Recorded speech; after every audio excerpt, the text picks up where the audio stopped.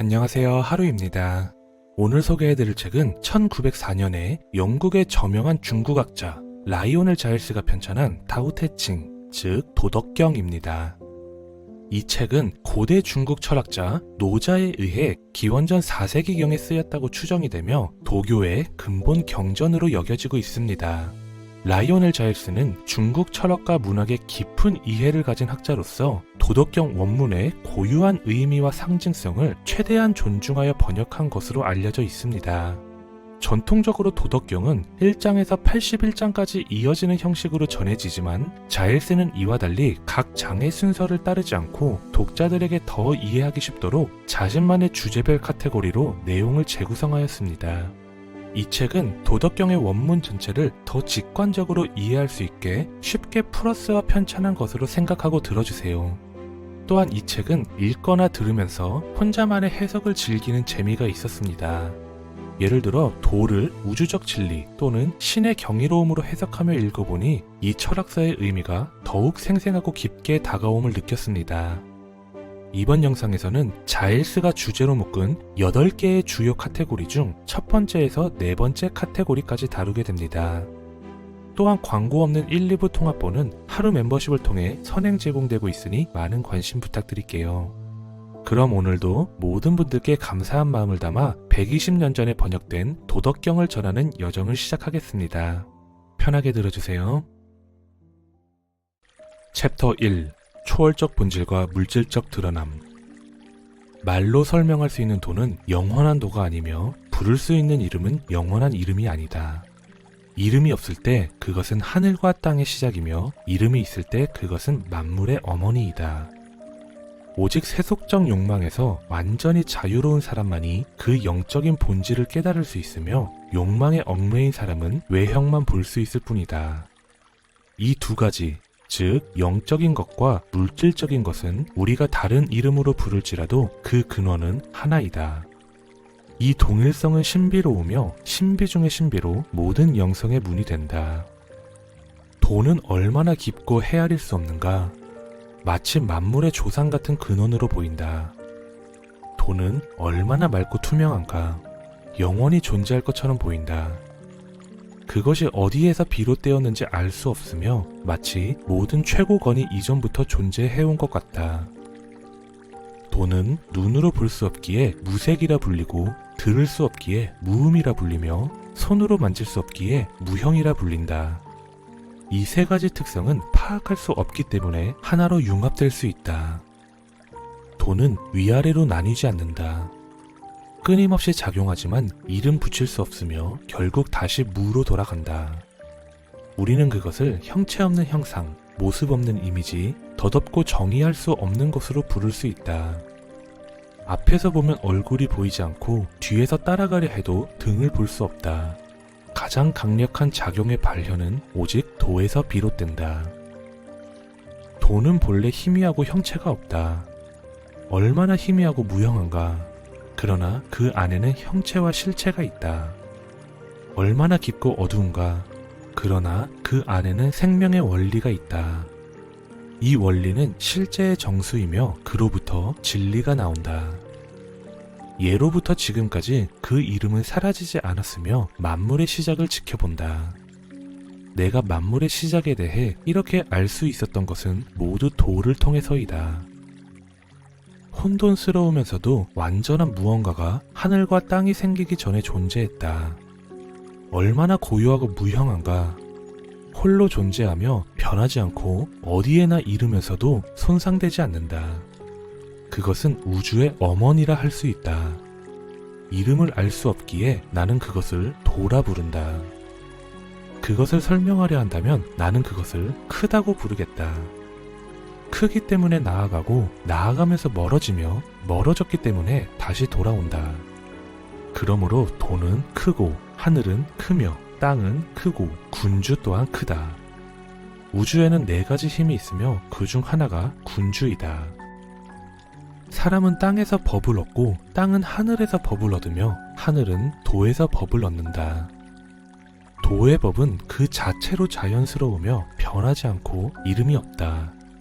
비록 그 본질이 원시적이고 단순하게 느껴질 수 있지만 인류는 그 도움을 구할 필요조차 느끼지 않는다. 만약 왕자와 군주들이 이 법을 유지하고 지킬 수 있다면 모든 창조물은 그의 경의를 표할 것이다. 하늘과 땅은 단비를 내려주고 사람들은 자발적으로 의로운 길을 따르게 될 것이다. 도가 질서를 이루면 비로소 이름을 붙일 수 있다. 이름이 붙으면 사람들은 그 안에서 안식하는 법을 배우고 안식하는 법을 알게 되면 해를 입을 위험이 없다. 세상의 모든 곳에 존재하는 도는 골짜기의 시냇물을 받아들이는 큰 강과 바다와 같다. 위대하고 모든 것을 관통하는 도는 어디에나 있으며 모든 것이 도에 기대어 생명을 얻지만 도는 그것을 거부하지 않는다. 도는 자신의 일을 다해도 공을 내세우지 않으며 만물을 사랑하고 돌보되 주인 행세를 하지 않는다. 도는 언제나 욕망이 없으며 우리는 그것을 작다고 부를 수도 있다. 그러나 모든 것이 도로 되돌아가기에 우리는 또한 그것을 크다고 부를 수도 있다. 도의 강력한 형상을 지닌 자에게 세상이 모여든다. 그들은 와서 해를 입지 않으며 그 안에서 안식과 평온을 찾는다. 음악과 진수성찬으로는 지나가는 손님을 붙들 수 있지만 도에 대해 말하려 하면 도는 그들에게 무미건조하게 느껴진다. 도는 보이지도 들리지도 않지만 그 쓰임새는 무궁무진하다. 도의 움직임은 퇴보이고 도의 성격은 약함이다.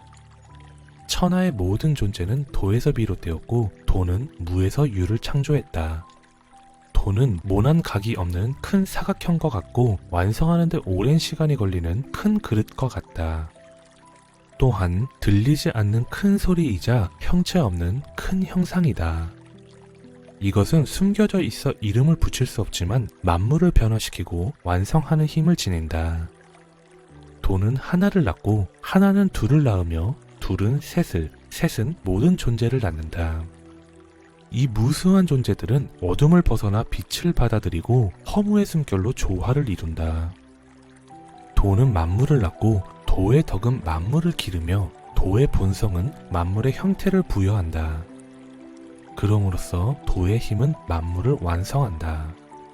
그러므로 도의 경의를 표하지 않는 존재는 없다. 이 경의는 명령에 의한 것이 아니라 언제나 자발적으로 일어난다. 이와 같이 도는 만물을 낳고 기르고 발전시키고 성숙하게 하고 돌보고 보호한다. 소유하려 하지 않으면서 창조하고 주장하지 않으면서 행동하며 지배하려 하지 않으면서 발전시키는 것이 도의 신비한 작용이다. 세상에는 만물의 근원이 있으며 우리는 이를 세상의 어머니라 부를 수 있다. 어머니를 알면 자식도 알 수 있으며 자식을 알고 어머니를 지키는 사람은 몸이 사라져도 해를 입지 않을 것이다. 하늘의 길은 다투지 않으면서도 이기는 법을 알고 말하지 않으면서도 응답을 얻으며 부르지 않더라도 모든 것이 스스로 온다. 하늘은 천천히 움직이지만 그 계획은 탁월하다. 하늘의 그물은 넓고 그 망은 크지만 그 무엇도 그 안에서 벗어나지 못한다. 하늘의 길은 활을 당기는 것과 같다. 높은 것을 낮추고 낮은 것을 끌어올린다. 하늘의 길은 지나치게 많은 자에게서 빼앗아 부족한 자에게 나누어주는 것이다. 그러나 인간의 길은 다르다. 사람은 가진 것이 적은 자에게서 빼앗아 자신의 풍요를 늘리려 한다. 자신의 풍요를 나누어 세상에 베푸는 사람은 누구인가? 오직 도를 지닌 자뿐이다.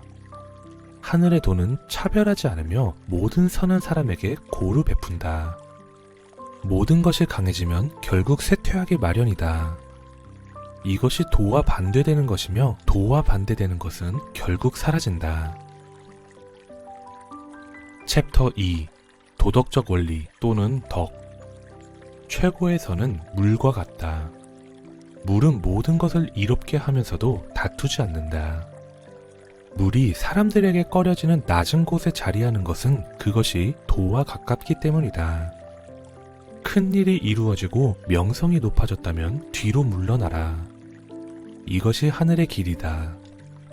도를 따르는 사람은 과함을 추구하지 않으니 과하지 않으면 영원히 변하지 않는다. 모든 것은 각자 자기 일을 다하고 나면 사라진다. 만물이 절정에 이르면 각자 자신의 근원으로 돌아간다. 근원으로 돌아간다는 것은 안식이나 운명의 완성을 의미한다. 이 되돌아감은 영원한 법칙이다. 이 법칙을 아는 것이 깨달음이며 이를 알지 못하는 것은 불행과 재앙이다. 영원한 법칙을 아는 사람은 너그러우며 너그러우면 공평하고 공평하면 군자가 된다. 군자가 된 사람은 하늘과 같고 하늘과 같은 사람은 도를 지니게 된다.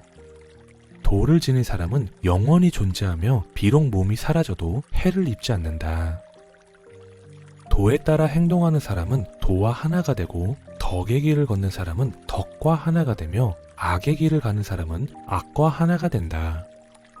스스로 자랑하는 사람은 빛나지 않고 자신을 드러내는 사람은 공이 없으며 스스로를 높이는 사람은 오르지 않는다. 도에 비추어 보았을 때 그는 마치 음식 찌꺼기나 몸의 종기와도 같아 모두에게 혐오의 대상이 된다. 그러므로 도를 지닌 사람은 그러한 자들과 어울리지 않는다. 완전한 덕은 아무것도 취하지 않으므로 모든 것을 얻을 수 있으며 완전한 덕은 아무것도 하지 않으나 이루지 못하는 것이 없다. 완전한 자비는 다른 것에 의존하지 않고 작동하며 완전한 이웃에 대한 의무는 실행될 때마다 상호 반응을 요구한다. 완전한 예법은 겉으로 드러난 반응을 요구하지 않지만 존경을 일으킨다. 만약 도가 사라지면 덕도 사라지고 덕이 사라지면 자비도 사라지며 자비가 사라지면 이웃에 대한 의무도 사라지고 이웃에 대한 의무가 사라지면 예법도 사라진다. 예법은 충성과 신의를 위한 거칠애에 불과하며 때로는 혼란의 원천이 되기도 한다. 외적인 것에 대한 지식은 도의 장식에 불과하며 종종 어리석음의 시작이 되기도 한다. 그러므로 진정으로 위대한 사람은 실질적인 것을 택하고 피상적인 것을 멀리하며 진정한 것을 따르고 장식에 불과한 것을 거부한다. 상급 학자는 도를 듣고 열심히 실천하며 보통 학자는 도를 듣고 때로는 지키고 때로는 잃는다. 하급 학자는 도를 듣고 크게 비웃는다. 도가 조롱받지 않는다면 도라는 이름에 어울리지 않는다. 도로 깨달음을 얻은 사람은 어둠에 쌓인 듯 보이며 도에 정진하는 사람은 오히려 뒤로 물러나는 듯하다. 도를 걷는 사람은 순조롭게 걷는 듯하지만 마치 험난한 길을 가는 것처럼 보인다. 가장 높은 덕을 지닌 사람은 오히려 낮추어진 듯 보이며 진정한 순수함을 지닌 사람은 오염된 듯 행동한다. 덕이 넘치는 사람은 그 덕이 충분하지 않은 듯하며 덕이 확고한 사람은 마치 숨어 있는 듯하다.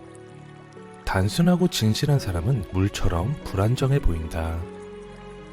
도가 세상에 퍼지면 말은 농사에 사용되지만 도가 퍼지지 않으면 전쟁용 말이 사육된다. 만약 우리가 도의 위대한 길을 걷기에 충분한 지식을 가졌다면 가장 두려워할 것은 자랑스러운 과시일 것이다. 위대한 길은 매우 평탄하지만 사람들은 지름길을 더 좋아한다. 궁전이 화려한 곳에는 들판이 황폐하고 곳간은 비어있다. 화려한 옷을 입고 날카로운 검을 들며 음식과 음료에 까다롭고 재산과 부유함이 넘치는 것을 나는 허세 부리는 도둑질이라 부른다. 이것은 분명히 도가 아니다. 자연스러운 덕의 풍요로움을 지닌 사람은 갓 태어난 아기와 같아서 독사가 물지 않고 야수가 덮치지 않으며 독수리가 공격하지 않는다. 아기의 뼈는 약하고 힘줄은 부드럽지만 소나기는 단단하다. 하루 종일 울어도 목이 쉬지 않는 것은 그의 신체 시스템이 완벽한 조화를 이루기 때문이다. 자신의 날카로움을 온화하게 하고 생각을 단순하게 하며 빛남을 절제하고 시대와 조화롭게 살아라. 이것이 도의 원리에 맞는 것이다. 이러한 사람은 은혜나 치욕, 이익이나 손해, 명예나 경멸에도 흔들리지 않는다. 그러므로 그는 모든 인류의 존경을 받는다. 사람을 다스리고 하늘을 섬기는 데 있어 절제만큼 좋은 것은 없다. 절제를 통해서만 인간의 본래 상태로 빠르게 돌아갈 수 있다. 이러한 회복은 큰 덕을 축적하는 것과 같다. 덕이 충분히 쌓이면 이루지 못할 일이 없고 그 힘의 한계를 알 수 없다. 그 힘의 한계를 가늠할 수 없는 사람만이 나라를 다스릴 자격이 있다. 다스림의 비결을 아는 자의 통치는 지속될 것이다. 뿌리를 깊게 내리고 뻗어나가는 뿌리를 단단히 하는 것이 나무의 장수를 보장하는 길이다. 돈은 만물이 피난처로 삼는 성역이며 선한 사람에게는 귀중한 보물이자 선하지 않은 사람에게는 보호자이며 구세주이다. 그러므로 황제를 즉위시키거나 3명의 공신을 임명할 때 값비싼 옥을 바치고 4마리 말이 끄는 전차를 타고 오는 것보다 조용히 앉아 도의 선물을 바치는 것이 더 낫다. 왜 옛사람들이 이 도를 그토록 높이 평가했을까? 이는 도가 매일 구할 수 있고 찾을 수 있으며 죄 있는 자의 죄를 면해줄 수 있기 때문이 아니겠는가? 그래서 도는 하늘 아래 가장 귀중한 것이다. 모두가 말하길 나의 도는 위대하지만 다른 가르침과 같지 않다고 한다. 바로 그 위대함이 다른 가르침과 다르게 보이는 이유이다. 만약 도가 다른 가르침과 같았다면 오래전 그 미미함이 드러났을 것이다. 옛 철학자들은 미묘하고 영적이며 심오하고 통찰력이 있었다. 그들은 너무 깊어서 이해하기가 어려웠다. 그들은 이해하기 어려운 이유를 설명하려고 노력한다. 그들은 겨울에 강을 건너는 자처럼 몸을 움츠렸고 사방에서의 공격을 두려워하는 자처럼 신중했으며 낯선 손님처럼 조심스러웠고 녹아버릴 얼음처럼 겸손했다. 다듬어지지 않은 나무처럼 단순하고 계곡처럼 비어있으며 탁한 물처럼 불투명했다. 큰 다툼 후에는 언제나 감정이 남기 마련이다. 이를 어떻게 회복할 수 있을까? 일단 계약이 성립되면 성인은 자신의 의무를 다하되 타인에게 그것을 강요하지 않는다. 덕 있는 자는 계약의 정신을 지키고 덕 없는 자는 자신의 요금만을 신경 쓴다. 지혜로 나라를 다스리려는 자는 그 나라를 망하게 하고 지혜 없이 다스리는 자는 나라를 번영하게 한다. 이 2가지 말을 이해하는 자는 모범이 될 수 있다. 이 원칙을 항상 마음에 새기는 것을 심오한 덕이라 한다. 심오한 덕은 헤아릴 수 없고 멀리 퍼지며 처음에는 역설적이지만 결국에는 자연과 완전히 일치한다. 챕터 3. 무위의 가르침. 성인은 무위에 자신을 맡기고 말없이 가르침을 전한다. 사리사욕을 버림으로써 이루는 것이 아니겠는가? 깊은 지혜를 내려놓으면 오히려 결점에서 자유로워질 수 있다. 백성을 아끼고 나라를 다스리되 간섭하지 않아도 된다. 누가 흐린 물을 맑게 할 수 있을까? 하지만 가만히 두면 물은 저절로 맑아진다. 누가 완전한 고요를 확보할 수 있을까? 그러나 시간이 지나면 고요함은 스스로 찾아온다. 말을 아끼면 일이 저절로 바로 잡힌다. 거센 바람은 아침까지 지속되지 않고 소나기는 하루를 넘기지 않는다. 이것이 자연의 이치이다. 만약 자연조차 오래 지속될 수 없다면 인간은 더욱 그럴 수 없다. 완전한 허무에 도달하고 끊임없이 고요를 지키라. 도는 영원히 무위에 있으면서도 이루지 못하는 것이 없다. 왕과 군주가 이 원칙을 지킬 수 있다면 모든 일이 스스로 개혁될 것이다. 만약 개혁 후에도 계속 행동하려 한다면 나는 그들이 이름 없는 도의 단순함에 의해 제어되기를 바란다.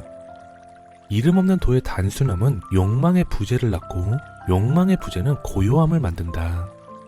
이렇게 하면 천하는 스스로 바로잡힐 것이다. 세상에서 가장 부드러운 것이 가장 단단한 것을 이긴다. 형체 없는 것이 틈새로 들어가는 것을 보면 나는 무위의 이점을 알 수 있다. 말 없는 가르침을 전하고 행동 없이 이익을 얻는 것, 이것을 이룰 수 있는 자는 드물다. 활동은 추위를 이기지만 고요는 더위를 이긴다. 순수함과 고요함이 인간을 위한 올바른 원칙이다. 문 밖을 나가지 않고도 세상을 알 수 있으며 창밖을 보지 않고도 하늘의 길을 볼 수 있다. 멀리 갈수록 오히려 덜 알게 된다. 그러므로 움직이지 않고도 알 수 있고 보이지 않고도 볼 수 있으며 행동하지 않고도 성취할 수 있다. 학문을 추구하면 매일 얻는 것이 늘어나고 도를 실천하면 매일 버림이 생긴다. 이 버림을 반복하고 또 반복하면 무위에 이르게 된다. 무의를 실천하면 이루지 못할 일이 없다. 천하는 언제나 자연스럽게 이루어졌지 늘 무언가를 해야만 이룬 것이 아니다. 항상 무언가를 해야 한다고 생각하는 사람은 천하를 얻을 자격이 없다. 입을 닫고 감각의 문을 닫으면 평생 어려움이 없을 것이다. 큰 일들을 억지로 밀어붙이면 평생 안전할 수 없을 것이다. 무의를 실천하고 아무것도 하지 않는 데에 자신을 두어라. 욕망을 가지지 않으면 얻기 어려운 것들을 가치 있게 여기지 않게 될 것이다. 배우지 않으면 사람들은 자연스러운 상태로 돌아갈 수 있다. 모든 일을 자연스러운 흐름에 맡기고 간섭하지 마라. 챕터 4. 겸손과 낮춤. 자연의 모든 것은 조용히 작동한다. 존재하게 되지만 소유하려 하지 않으며 제 역할을 다 하더라도 아무런 주장도 하지 않는다. 공이 이루어지더라도 그것을 자신의 것으로 삼지 말라. 공을 자신에게 돌리지 않으면 그 공은 결코 사라지지 않는다. 마음속 도를 성실히 따르되 세상에 드러내지 마라. 뒤에 머물러 있으면 앞에 나서게 되고 빠져 있으면 포함될 것이다. 선함은 다투지 않기에 비난받지 않는다. 자신을 낮추는 자는 온전히 보존되고 구부리는 자는 곧게 될 것이다. 비어있는 자는 채워지고 닳아버린 자는 새로워지며 적게 가진 자는 성공하고 많이 가진 자는 길을 잇는다. 그러므로 성인은 모든 것을 품어 천하의 본보기가 된다. 그는 자기 과시가 없기에 빛나고 자기 주장이 없기에 구별되며 자기 자랑이 없기에 공로를 쌓고 자기 자신을 높이지 않기에 모든 사람 위에 선다. 다투지 않기에 세상 누구도 그와 다툴 수 없다. 자신의 강함을 알고도 약함을 택하는 자는 인류의 모범이 된다.